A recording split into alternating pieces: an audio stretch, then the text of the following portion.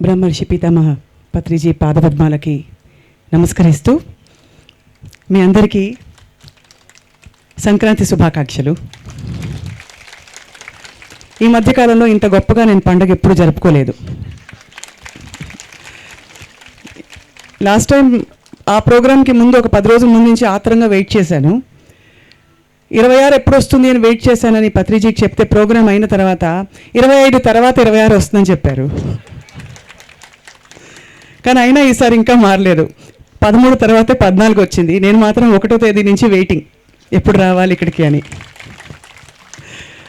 చాలా ఆనందంగా నా కుటుంబంతో కలిసి ఉన్న భావన కలుగుతోంది పొద్దున వచ్చినప్పటి నుంచి.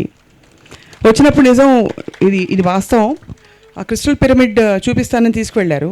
మెడ నొప్పి, కొంచెం నడుము నొప్పి, అంటే బస్సులో ప్రయాణించి రావడం వల్ల బహుశా ఒక పావు గంట కూర్చున్న తర్వాత లేస్తే ఫ్రీ అయిపోయింది మొత్తం బాడీ అంతా. చాలా గొప్ప అనుభూతి ఇక్కడ ఉండడమే, ఇక్కడికి రావడం.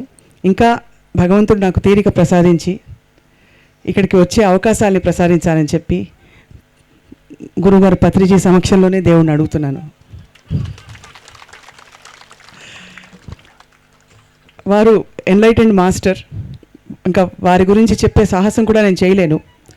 గతంలో చాలా సందర్భాల్లో ఆయన గురించి వినడం, ఎస్విబిసిలో ఇంటర్వ్యూ చేసే అవకాశం దొరికిన ఆ మొదటి మీటింగ్లోనే చాలా ఎంత గొప్పగా నాకు ఒక కదలిక వచ్చిందో చెప్పలేను. మనం మామూలుగా ఏదో పార్శ్వాలలో మన పనులు చేసుకుంటూ కదులుతాం, లోపల నుంచి హోల్ బీయింగ్ మూవింగ్ ఫార్వర్డ్ అంటారు కదా, అలాంటి అనుభూతి కలిగింది పత్రిజీని కలిసిన తర్వాత ఎప్పుడు మా శ్రీనివాస్ గారికి ఆయన ఎప్పుడు ఫ్రీగా దొరికితే బుర్ర తింటూ ఉండేదాన్ని అనమాట.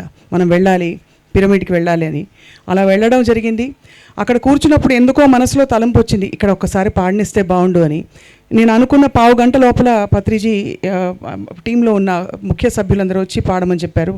గురువుగారు కూడా ఆదేశించారు. కాబట్టి ధన్యురాలయ్యాను ఇక్కడికి రావడం.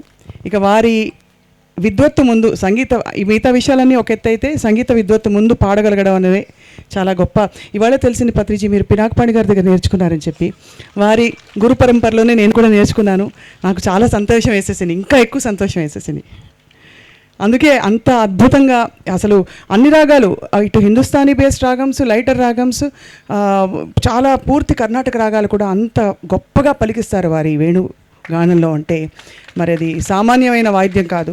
దాంతోపాటు ఇంకేదో స్పెషల్ మ్యాజిక్ కూడా ఉంటుంది. కాబట్టి ఆ ఫ్లూట్ పెట్టుకుని ఏంటంటే పని, స్మార్ట్ టీవీలో ఆన్ చేసేసుకుని పెట్టేసుకుంటా, యూట్యూబ్ వీడియోలు వస్తాయి కదా, అది ఆన్ చేసుకుని లైట్లన్నీ డిమ్ చేసుకుని కూర్చోవడం హాయిగా ఉంటుంది.